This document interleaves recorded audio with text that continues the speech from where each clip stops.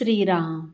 नमस्कार साधक बंधू भगिनींनो, चैतन्य उपासना या चॅनलवर मी सौ माधुरी कुलकर्णी आपले स्वागत करते. या चॅनलद्वारे सध्या आपण सोमवार ते शनिवार श्री ब्रह्मचैतन्य गोंदवलेकर महाराज यांच्या परंपरेतील साखरखेर्डा येथील संत परमपूज्य श्री प्रल्हाद महाराज यांचे श्री देवीदास अमृत मोहरील लिखित संक्षिप्त चरित्राचा आस्वाद घेत आहोत. तसेच रविवारी श्री महाराजांच्या काही भक्तांचे अनुभव ऐकत आहोत. श्री महाराजांना त्रिवार वंदन करून मी आज आपणास श्रींचे एक अनुग्रहित भक्त श्री अमित जगताप, मुक्काम पोस्ट भरतगाव वाडी, जिल्हा सातारा यांना श्रींचा आलेला अनुभव त्यांच्याच शब्दात कथन करणार आहे. अमित दादा सांगतात, श्रीराम. शनिवार दिनांक 17 जानेवारी 2026 रोजी सकाळी 9:30 वाजता मी आमच्या गावातील कॅनरा बँकेतील ATMवर वडिलांच्या बँक ऑफ इंडियाच्या ATM कार्डमधून 5,000 रुपये काढण्यासाठी गेलो असता ATM मशीन व्यवस्थितपणे चालत नसल्याचे पाहून मी बँकेतील कर्मचाऱ्यास बोलावून मशीन चालत नसल्यामुळे लवकरात लवकर चालू करून देण्यास सांगितले. त्याने येऊन मशीन सुरळीत करण्यास सुरुवात केली व तोवर मला ATMच्या बाहेर जाऊन बसण्यास सांगितले. सकाळचे 10 वाजले होते तरीही कडाक्याची थंडी असल्यामुळे अंगात हुडहुडी भरत होती. त्यातच मला थोडा आकडीचा त्रास सुरू झाल्याने मी 2 मिनिटे स्तब्ध झालो. मला काहीच कळेनासे झाले. तेवढ्यात मशीन दुरुस्त झाल्याने कर्मचाऱ्याने मला पैसे काढण्यास बोलावले. मला आकडीचा त्रास होत असल्याचे त्याला काही माहीत नव्हते. मी मशीनपाशी गेलो पण मला पिन नंबर टाकणे जमलेच नाही. त्यातच गावातील 2-3 जण माझ्या मागे उभे होते. त्यांना पण पैसे काढायची घाई होती व माझ्याकडून पैसे निघत नव्हते. म्हणून कर्मचाऱ्याने मला बाहेर जाण्यास सांगितले.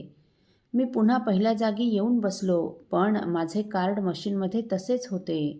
त्यांनी ते कार्ड माझ्याकडे आणून दिले पण मला काहीच कळत नसल्याने मी घरी जायला निघाल्यावर माझ्या हातून ते कार्ड कुठेतरी पडले. ज्यावेळी त्रास कमी झाला तेव्हा ही गोष्ट माझ्या लक्षात आली. म्हणून मी पुन्हा बँकेत येऊन CCTV फुटेज बघितले असता कर्मचाऱ्याने कार्ड माझ्या हातामध्ये दिले असल्याचे दिसले. कर्मचाऱ्याने कार्ड ब्लॉक करण्यास अथवा सातारा येथील बँक ऑफ इंडियामध्ये जाऊन परत नवीन कार्डसाठी अर्ज करण्यास सांगितले. पण माझ्या सद्गुरूंवर पूर्ण विश्वास आहे असे मी मनातच बोललो. घडलेल्या घटनेची मी माझ्या आईस कल्पना दिली आणि तिला देखील श्रींवर विश्वास ठेवण्यास सांगितले. मी गावच्या व्हॉट्सअप ग्रुपवर देखील या संबंधी कोणास काहीही न कळवता फक्त श्री महाराजांवर सर्व सोपविण्याचे ठरवले. दुसऱ्या दिवशी रविवारी मी रानात जाऊन ज्वारीला पाणी दिले आणि त्यावेळी दुपारी शेतात जेवण करत असताना माधुरीताईंच्या चॅनलवरील अनुभवांचा व्हिडिओ पाहिला आणि माझा आत्मविश्वास अजूनच दुणावला. श्री काहीतरी करतीलच याची मला खात्री झाली. नंतर सायंकाळी पाणी बंद करून मी घरी निघालो असता गावातील रस्त्यावरून जिल्हा परिषद प्राथमिक शाळेच्या जवळ आलो असता गावातील एक ओळखीची मूक व्यक्ती मला खुणावून बोलावत असल्याचे कळले. मी त्यांच्याजवळ गेलो असता त्यांनी खिशातून माझे ATM कार्ड काढून माझ्याकडे दिले.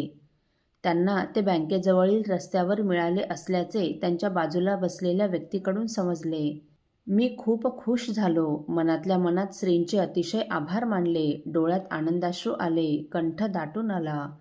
लगेच घरी जाऊन आईलाही खुशखबर सांगितली. खरं पाहता मला 100% खात्री होती की कार्ड मिळणारच.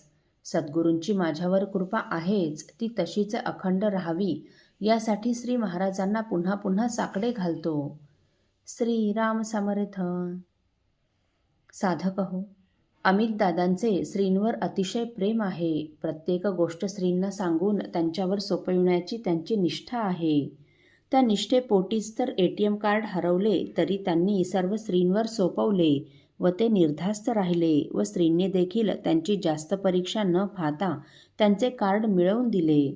खरं पाहता सद्गुरू हे करुणासिंधू असतात. त्यांना आपल्या भक्तांचे दुःख पाहवत नाही, सहन होत नाही. अत्यंत दयेपोटी ते भक्तांची इच्छा त्वरित पूर्ण करतात व त्यांना संकटातून बाहेर काढतात.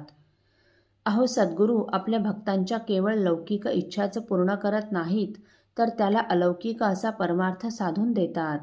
त्यांच्या केवळ स्मरणमात्रे, केवळ अखंड अनुसंधानाने भक्ताला न जप-तप करावा लागतो, न तीर्थाटन करावे लागते. ते सतत त्याच्याजवळ वास करतात. आपल्या लाडक्या दैवताचे, पांडुरंगाचे हेच अलौकिकत्व अतिशय सुंदर शब्दात वर्णन करताना संत चोखामेळा लिहितात. आणिक दैवते देती काय बापुडी, काय याची जोडी इच्छा पुरे. तैसा नव्हे माझा पंढरीचा राजा, न सांगता सहजा इच्छा पुरे. न लगे आटणी तपाची दाटणी, न लगे तीर्थाटणी काया क्लेश. चोखा म्हणे नाम जपता सुलभ, रुक्मिणी वल्लभ जवळी वसे. श्री राम समर्थ. साधक हो, आपल्यापैकी कोणा श्रींच्या भक्तांना श्रींचे असेच काही अनुभव आले असतील तर इतर साधकांचे श्री महाराजांवरील व त्यांचा प्राण असलेल्या नामावरील प्रेम वृद्धिंगत व्हावेत या पवित्र हेतूने आपण मला ते 9422843253 अथवा सुनील दादांच्या 9892608401 या व्हॉट्सअप नंबरवर कळवावेत अशी नम्र विनंती. श्री राम समर्थ.